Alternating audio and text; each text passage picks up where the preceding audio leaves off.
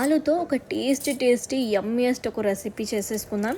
అది మనకి lunch box recipe లాగాను, అలాగే ఒక సైడ్ డిష్ లాగాను కూడా ఉంటుంది.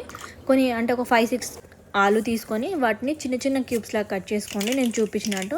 అప్పుడు ప్యాన్ తీసుకొని దాంట్లో ఒక 2 టేబుల్ స్పూన్ ఆయిల్ వేసి కొంచెం జీలకర్ర యాడ్ చేసి, ఆ తర్వాత ఇప్పుడు మనం క్యూబ్స్ కట్ చేసుకున్నాం కదా ఆలుని, వాటిని డైరెక్ట్గా ఆయిల్లో వేసేసేయండి.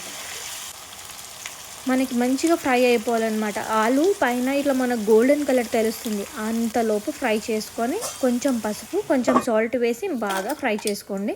ఇప్పుడు ఒక జార్ తీసుకొని దాంట్లో ఒక 20 వరకు వెల్లుల్లి రెబ్బలు వేసుకొని, రెడ్ చిల్లీ ఉంటాయి కదా మనకి, రెడ్ చిల్లీ అది కూడా వేసుకొని, కారం అండ్ కొంచెం జీలకర్ర వేసి దాన్ని గ్రైండ్ చేసి పక్కన పెట్టుకోండి.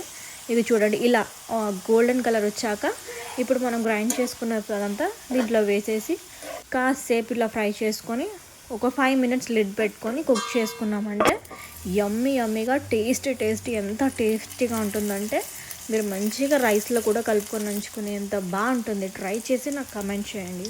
బాయ్.